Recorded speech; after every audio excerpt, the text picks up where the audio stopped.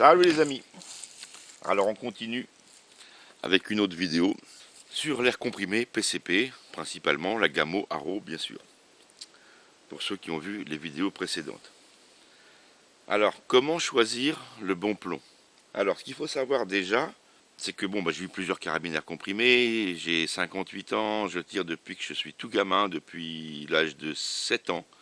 J'ai eu ma première carabine air comprimé, qui n'était pas bien puissante d'ailleurs, je peux vous dire. À l'époque, je chassais avec, chez ma grand-mère, dans une grande propriété privée, et j'ai tué beaucoup de gibier avec une carabine qui faisait même pas 10 joules. Elle devait faire dans les 7 joules et a tout cassé. Après, j'ai eu une 10 joules. Après, j'ai eu une 20, que j'ai modifiée en 36, et ainsi de suite, et ainsi de suite. Voilà. Bon, là, c'est pour faire du tir ludique, de toute façon. Mais, avec l'habitude, je sais qu'il ne faut pas prendre n'importe quel plomb, puisque j'ai la chance d'avoir un chrony depuis très longtemps. Il est très vieux, il commence même à cloquer, à rouiller par-dessous. Mais il a plus de 30 ans ce chrony. Et d'ailleurs, il a vu de toutes les couleurs, je vais vous montrer ça, il en a vu des vertes et des pas mûres. Bon, je savais qu'avec plus de 20 joules, il ne faut pas tirer des plombs trop légers ni trop lourds. Mais je ne savais pas exactement quel plomb j'allais choisir. Donc j'ai fait une sélection de 4 plombs. Enfin, j'en ai même essayé 5. Mais je vous en réserve que 4 parce que les plombs que j'ai tirés précédemment, c'est une vieille boîte que j'avais, de plombs très légers, qui sont faits pour une carabine de moins de 10 joules, on va dire, ou de 10 joules. Et c'est pas du tout intéressant de les tirer dans la Gamo. Il faut tirer des plombs qui ont un certain poids. Donc, quand j'ai commandé la carabine, je me suis dit, je vais prendre aussi des plombs qui vont sûrement être parmi les meilleurs. Comme je vous ai dit, évitez les plombs de la marque Gamo. Il y en a peut-être des très bien, mais pour moi, c'est loin d'être les meilleurs. Pour moi, il y a deux marques qui se démarquent. Il y en a sûrement d'autres aussi qui sont très bonnes. Mais il y a vraiment les JSB et les H&N. Voilà les deux marques qui, pour moi, sont parmi les meilleures. Il y en a d'autres. Logun, très bien aussi. Mais je vais tout vous montrer, vous allez comprendre. Donc, qu'est-ce que j'ai fait? J'ai tiré tous ces plombs-là. Et puis, j'ai regardé les puissances. Comme j'ai la vitesse, c'est facile. Je vais vous mettre un petit... Après, on va passer sur l'écran d'ordinateur, je vais tout vous expliquer. Et je me suis aperçu que, en fait, les Logun Penetrator, c'était les meilleurs plombs dans ma carabine 20 joules, ma Gamo CFX. C'est eux qui m'offraient le plus de puissance et le tir le plus tendu. Et dans cette carabine-là, c'est pas le cas. Dans cette carabine-là, ce sont les plus mauvais. Bon, il y a pire, bien sûr. Ça reste très bon, attention. Ça reste très bon. Mais il se trouve que ce sont... Bon, ces trois-là, ils jouent dans la cour des grands, on va dire, voilà. Ils dépassent tous les 20 joules, 24, 25 joules. Même, je vais vous montrer la feuille, vous verrez. Donc, à choisir. Alors, ceux-là, c'est des boîtes de 400, mais qui coûtent relativement cher. Les JSB Exact Monster. C'est des plombs les plus lourds. 13,43 grains. Ensuite, vous avez les H&N Power, qui sont cuivrés. D'ailleurs, je suis bête, je devrais les ouvrir pour que vous voyez. Mais là, c'est des boîtes de 300. Donc, il y a déjà moins. Ils sont pas bon marché. Ici, ça va être les moins chers. Les Barracuda, H&N Barracuda Hunter. Il y en a 400 dans la boîte, ils font 10,49 grains. Ici, bon là, il y a des saloperies dedans parce qu'ils sont tombés par terre. J'ai oublié de les ramasser. Ils sont bien protégés, il y a une petite mousse aussi. Voilà. Et puis, les Logun Penetrator. En fait, les Logun Penetrator, ils ont exactement la même forme que le JSB Exact. C'est la même forme. C'est une forme qui est très aérodynamique. Donc, sur des longues distances, on est gagnant parce que au niveau aérodynamique, ils sont bien meilleurs que des plombs qui sont en forme Diabolo. Les Diabolo sont peu aérodynamiques. Alors, j'ai pas fini tous mes tests, je vous dis tout de suite. Puisque là, ce que j'ai fait, c'est que j'ai pris les puissances maximum de chaque plomb. Tout simplement. Et puis, j'ai fait aussi quelques tests de précision à longue distance. Je vais dire que ça ou ça, même cela, au niveau précision, il n'y a pas grand chose d'écart. Ça se vaut. Ça se vaut. Par contre, au niveau énergie, Les plus bas sont à 24, c'est les Logun, les plus légers. Et puis c'est pas les plus lourds qui ont la meilleure énergie, ce sont les Barracuda Hunter. Donc merci le Crony. Et je tourne à 29,8 joules. Donc quasiment 30 joules. C'est eux qui m'offrent la meilleure puissance énergétique. Maintenant, vu leurs formes, qui sont des formes en diabolo, à étranglement, est-ce que ils auront autant d'énergie à longue distance? Ça, je le mesurerai, je ne l'ai pas encore fait. Et maintenant que ma lunette est à peu près réglée, le Crony, je vais pouvoir le poster. Au lieu de le mettre à la sortie du canon, je vais pouvoir le mettre à 30 mètres. Et je vais tirer les plombs juste au-dessus du Crony et je vais mesurer l'énergie à 30 mètres. Et là, on va voir combien il reste à 30 mètres. Quel plomb conserve sa meilleure énergie?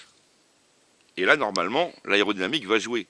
Plus on va tirer loin, plus l'aérodynamique du plomb va compter. Donc normalement, ces formes-là et là vont être meilleures que ces plombs à étranglement. Mais bon, ça, je le ferai dans le futur, parce que je ne peux pas tout faire à la fois. Donc il s'avère que ce sont ceux-ci qui délivrent le plus de joules. La précision a l'air bonne, même très bonne. Donc comme je vous ai dit, à voir après s'ils conservent de l'énergie à longue distance. Je peux vous dire que oui, parce que j'ai fait des tests. Et puis qu'en plus, chez H&N, il y a des tables balistiques. Et ça, je vais tout vous montrer sur mon ordinateur tout à l'heure. Maintenant, quel plomb choisir? On peut tirer très lourd, puisqu'on a à peu près la même puissance. Plus le plomb va être lourd, moins il sera dévié par le vent. Donc on se dit, bon bah autant prendre le plus lourd possible, comme ça j'aurai moins de dérives. On a exactement le même problème avec des petits calibres. Je vais parler par exemple du 17 HMR, calibre très rapide, mais qui est inférieur à 4,5 mm. Le 222 Remington, qui sont des balles de petit diamètre, très rapides également, encore plus rapides que le 17 HMR. Mais voilà, quand on a des balles rapides, c'est très bien, mais légères, attention, dès qu'il y a du vent, on va avoir des dérives dues au vent. Plus le calibre sera important, moins le vent aura d'influence. Donc, il serait peut-être intéressant de tirer des plombs les plus lourds possibles. Et avec une forme aérodynamique, les mieux. Le problème, c'est qu'on n'a que 29 joules. Et que le plomb, il a une balistique. Il va chuter. Alors déjà, pourquoi avoir choisi le calibre 4,5? Parce que j'avais le choix. J'aurais pu prendre 5,5, j'aurais même pu, je ne sais même pas sur la Gamo, mais on peut trouver aussi du 6,35, on peut trouver du plus gros. J'ai hésité longtemps entre le 5,5 et le 4,5. Pourquoi j'ai choisi le 4,5? Parce que sur le 4,5, vous avez un plomb qui fait que 4,5 mm de diamètre, et forcément, vous avez moins de surface frontale. Qui dit moins de surface frontale, dit moins de ralentissement, puisqu'il est moins freiné par l'air. Qui dit moins de ralentissement et un plomb plus léger, dit moins de balistique. Il y a des gens qui ont fait des vidéos, vous verrez peut-être sur YouTube, ils ont comparé la 4,5 avec une 5,5. Et puis ils se sont reculés 20, 30, 40, 50 mètres, 60 mètres, et ainsi de suite. Tire avec une 4,5, tire avec une 5,5. On s'aperçoit que la 5,5, elle a quasiment le double de balistique. C'est-à-dire que le plomb, il chute beaucoup plus vite, parce que pour la même énergie, il va forcément moins vite, il est plus lourd, et en plus il a une surface frontale plus importante. Donc il est freiné plus rapidement. Et ce qui fait qu'il va taper beaucoup plus bas qu'un calibre 4,5. Comme c'est pour faire du tir ludique, j'ai pas envie de m'amuser à faire de la correction sur les lunettes sans arrêt. Donc je me suis dit, je vais essayer de trouver le tir le plus tendu possible. C'est aussi pour ça que je vais presque éliminer le plomb le plus lourd.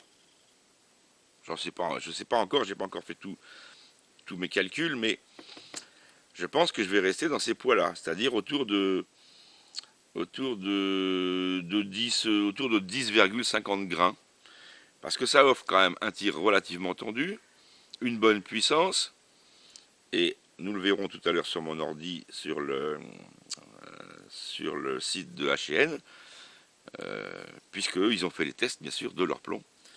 Et c'est ça un peu la différence aussi par rapport à d'autres marques, c'est que on a quand même pas mal d'informations sans faire les tests. Maintenant, il va falloir régler la carabine. Je vous parlais de balistique. Alors, il y a une chose qui est importante, c'est la draw. Et la draw, je vous l'ai marqué ici. Voilà. Alors, c'est quoi la draw? La draw, c'est la distance de réglage optimum. Alors, ça, c'est pour la chasse, hein. Mais ça convient aussi pour le tir sur cible, bien sûr, il n'y a aucun problème. Votre lunette, vous allez la régler à une certaine distance. Admettons que je la règle à 100 mètres, pour que le plomb tape le centre de ma cible à 100 mètres. Bon, c'est un chiffre, hein, c'est bidon, avec une 4.5, 100 mètres, c'est... Je peux pas dire que c'est utopique, on peut, bien sûr, on peut. Mais bon, ça n'a rien de... Le problème, c'est quand vous allez tirer à 15 mètres, vous allez être 60 cm au-dessus. Donc, enfin, à 20 mètres ou 30 mètres, voilà. Vous êtes à 30 mètres, vous allez être 60 cm au-dessus. Bah, aucun intérêt, quoi. Il va falloir adapter le plomb, justement, à la puissance et à la distance. Alors, la draw, on considère qu'en fait, à la distance minimale, vous allez être 4 cm au-dessus du point visé. Donc, vous voyez, voilà, je suis bien à 8 là, vous voyez. Donc sur une cible de 14 cm par 14 cm, 4 cm au-dessus, ça tombe ici. 4 cm en dessous, ça tombe ici. Ok? Donc vous allez régler par exemple votre carabine. Alors avec ce plomb-là, puisque vous verrez après sur le graphe, moi la draw, je vais la régler à 30 mètres. C'est-à-dire qu'à 30 mètres, ma lunette va être réglée pour que le plomb tape plein centre. Qu'est-ce qui va se passer si je tire plus près? Si je tire plus près, bah le plomb, il va taper trop haut, il va taper plus haut. Mais je ne veux pas qu'il dépasse les 4 cm au-dessus. Et après, je veux pouvoir tirer le plus loin possible. On va être autour de 40 à 50 mètres. Et à 50 mètres, je taperai que 4 cm en dessous, environ. Hein. Voilà. Donc je vais avoir une plage d'utilisation de 0 à 50 mètres avec très peu de variations, puisque ma draw sera réglée autour de 30 mètres. Et mon plomb maxi, ça montera là, et au minimum, ça tapera là. Après, à moi de me rendre compte que si je suis à moins de 30 mètres, eh ben, il faudra que je rabaisse un petit peu le tir. Mais ça, je le vois sur ma lunette, puisque j'ai un réticule 1000 dots. Donc ce sont des points qui sont sur l'axe vertical, et d'autres qui sont sur l'axe horizontal pour le vent. Mais pour le point vertical, voilà. Si je suis à moins de 30 mètres, je sais que ça va taper un petit peu haut, il faudra que je vise un petit peu plus bas. Et si je suis au-delà de 30 mètres, je sais que je vais taper un petit peu en dessous, donc il faudra que je relève un petit peu le tir. Mais j'ai que 4 cm par rapport au point visé, maximum. 4 cm au-dessus, 4 cm au-dessous. C'est ça la draw, la distance de réglage optimale. Alors si je veux accepter 5 ou 10 cm, bien sûr, on va pouvoir régler là par exemple le 0, au lieu de le mettre à 30, on va le mettre à 35 ou 40 mètres. Puis on va accepter une variation plus importante. C'est possible. Hein. Mais bon, moi je trouve que en 5,5, 50 mètres, c'est déjà très bien. Voilà, j'ai pas envie de... Alors après, bon bien sûr, comme je vous dis, hein, lunettes 1000 dots, vous allez tirer à 100 mètres, vous saurez qu'il y a 3 ou 4 ou 5 points sur votre réticule à corriger. Donc vous allez faire une contre-visée, une correction en fait. Et puis pour que ça aille à peu près au bon endroit. Voilà. Mais la draw sera réglée pour 30 mètres parce que les courbes de ce plomb me plaisent bien. Donc nous allons regarder ça. Et là, on va passer sur mon ordi. Voilà, donc nous passons maintenant sur mon ordi. Et je vais vous montrer la feuille de calcul que j'ai réalisée. Voilà. On constate quoi? Que j'ai essayé les 4 plombs, bien sûr. Que la formule de l'énergie, c'est 1/2 fois la masse fois la vitesse au carré. Donc l'énergie, vous l'avez en joules, la masse, il faut la mettre en kilos, donc ça sera 0,0000 quelque chose, et la vitesse, il va falloir la mettre en mètres par seconde. Donc vous avez des petits calculateurs, hein, tout simple, tout bête, pour faire la conversion, c'est pas un problème. Voilà, donc le Lagoon, qui est le plomb le plus léger, n'est pas non plus le plus rapide, malgré son faible poids, et nous sortons 24,73 joules. Le JSB, qui est le plomb le plus lourd, sort 28,38 joules, mais avec une vitesse quand même relativement faible. Le HN Barracuda Power, pas mal non plus, 28,64 joules avec une vitesse quand même largement supérieure. Et puis le champion, c'est le Barracuda Hunter, avec 972 fps et 29,83 joules. Ce qui ne gâche rien puisque c'est le moins cher, en plus. Donc 972 fps, ça fait 297 mètres secondes. On n'est pas loin des 300 mètres secondes. On reste en subsonique, puisque la vitesse du son c'est 340 mètres secondes environ. Donc il n'y a pas d'effet de bang supersonique. Et on a une bonne énergie. Donc tout va très bien, impeccable. Donc voilà, c'est l'avantage d'avoir un chronie, de pouvoir mesurer les vitesses. On s'aperçoit que entre le Wind Penetrator, qui est un très bon plomb, attention, hein, et un Barracuda Hunter, nous avons quand même une grosse différence de puissance. Excusez-moi pour le téléphone, ça va s'arrêter. C'est de la publicité, encore. Voilà, nous allons nous connecter sur le site de HN. En haut, vous avez les différents plombs. Donc target shooting, c'est pour faire de la cible. Airgun hunting, c'est pour la chasse. Chasse à la 4.5. Bon, ils ont d'autres calibres que le 4.5, attention. Le reloading, c'est le rechargement, puisqu'ils font aussi des ogives pour les armes à feu, bien sûr. On va prendre les Barracuda en 4.5. Alors là, je ne suis pas sur le bon plomb. Donc on va choisir le plomb en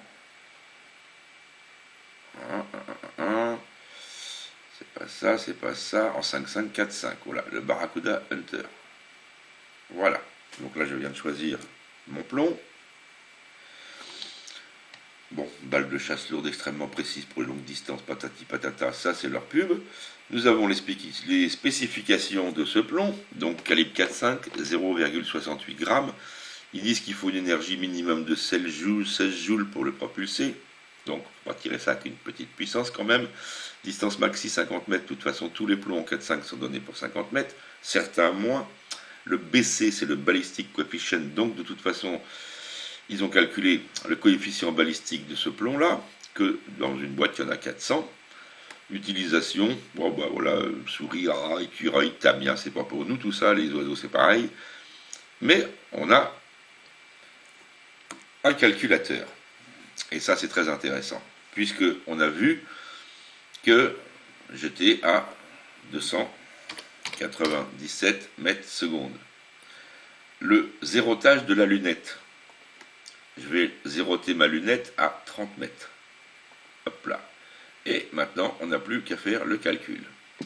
Et là, voilà les choses qui deviennent intéressantes. Ils nous disent que, vous voyez ce que je vous expliquais tout à l'heure, de 0 jusqu'à 30 mètres, mon plomb va être légèrement au-dessus. Pas beaucoup. Et il va chuter après, inexorablement, hein, forcément. Mais à 50 mètres, donc on prend ici 50 mètres, on voit qu'on est environ à 10 cm en dessous du point visé. Donc, toute cette zone-là, de 50 mètres, de 0 mètre, on va dire, à 50 mètres, est une zone intéressante. Si on tire à 90 mètres, voilà, on va être plus de 50 cm en dessous. Donc il va falloir faire des grosses corrections. Mais de la zone de 0 à 50 mètres, en zérotant la lunette à 30 mètres, c'est une zone qui est intéressante. Parce qu'on n'aura pas une variation de plus de 10 cm, quoi. Donc c'est sympa. On peut voir aussi la vélocité, c'est-à-dire la vitesse en mètres secondes. Sachant qu'on démarre à 297, on sait par exemple qu'à 50 mètres, on sera entre 200 et 220 mètres secondes. Donc vous avez la vitesse pour toutes les distances. Par rapport au coefficient balistique du plomb, bien sûr. Et vous avez aussi l'énergie en joules. Donc on part de 29,8 joules. À 50 mètres, on a quoi? À 50 mètres, on a environ 15 joules. Ce qui est déjà important, hein, 15 joules à 50 mètres. Et regardez, à 90 mètres, on a quasiment 10 joules. Ce qui veut dire qu'à 90 mètres, avec ce plomb et cette carabine, comme elle est dans la config où je l'ai mise, on a la même puissance à 90 mètres qu'une carabine 10 joules à bout portant. Donc imaginez un petit peu ce que ça peut faire comme dégâts. C'est pas négligeable du tout. Du tout. Et ça, vous pouvez le faire avec n'importe quel plomb de chez HN, parce que tout a été calculé au niveau de leur plomb. Il y a juste à rentrer les vitesses ou l'énergie, comme vous voulez, la vitesse ou l'énergie. Vous réglez votre zéro où vous voulez, et il vous sort les courbes. Comme ça, vous savez déjà à l'avance. Moi, ce qui m'intéresse, c'est plus la ballistic curve, donc la courbe balistique. Parce que je sais d'entrée que, voilà, si je tire à 50 mètres, bon voilà, je vais être environ 10 cm en dessous. Donc je vais pouvoir le vérifier tout de suite en cible. Je vais zéroter ma lunette à 30 mètres. Et puis après, je tirerai à 50 et normalement, je suis à peu près à 10 cm en dessous le point visé. C'est tout. Et je sais que si j'ai envie de tirer à 80 mètres, eh ben, il faudra que je prenne environ 35 cm en dessous. À peu près, un petit peu plus, 35-37 cm en dessous. Voilà. Intéressant, n'est-ce pas? Voilà, bon ben, maintenant, à vous de choisir vos plombs, à vous d'essayer dans votre carabine. Mais bon, pour ceux qui n'ont pas de chronie, je vous donne une bonne piste quand même sur des bons plombs, voilà. Voilà, des bons plombs qui marchent bien. Puis l'avantage chez HN, c'est qu'on a les tables balistiques. Ça, c'est quand même assez sympathique aussi. Voilà. Bah sur ce, les gars, à la prochaine vidéo. Bah, on va faire un peu de tir, on va rigoler, quoi. On va s'amuser, hein, c'est du tir ludique. On va faire du plinking et d'autres tirs, et même des tirs à très longue distance, juste pour voir, pour rigoler un peu, quoi. Voilà. Allez, à plus pour une prochaine vidéo.